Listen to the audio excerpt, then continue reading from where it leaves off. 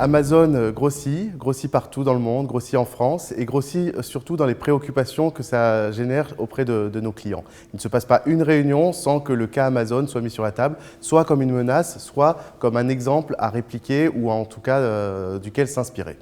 Amazon performe bien en France, mais beaucoup moins que ce qu'il peut le faire dans les autres pays, principalement parce que les grands concurrents se sont structurés et ont proposé des sites internet, Fnac.com, Darty.com, mais aussi tous les drives qui sont des réponses aux concurrents et qui sont des réponses valables qui ne permettent pas à Amazon de se développer aussi fort que dans d'autres pays. Amazon a moins investi en France que dans les autres pays. Ils sont en train de développer leur offre, ils sont en train de développer des plateformes. Donc on peut s'attendre, compte tenu de leur capacité financière, à ce qu'ils mettent un gros coup d'accélérateur sur le pays.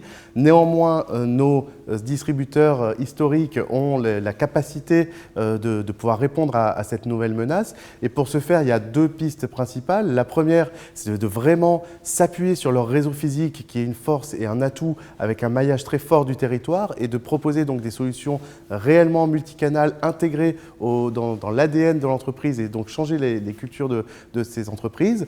Et puis le deuxième axe, c'est de considérer le consommateur comme à chacun de ses moments de vie et pas uniquement à un moment de vie donné, parce qu'aujourd'hui on trouve beaucoup de solutions qui répondent à un besoin, mais on trouve finalement assez peu de solutions chez les distributeurs qui répondent à l'ensemble des besoins et ici aussi il y a encore beaucoup de choses à faire.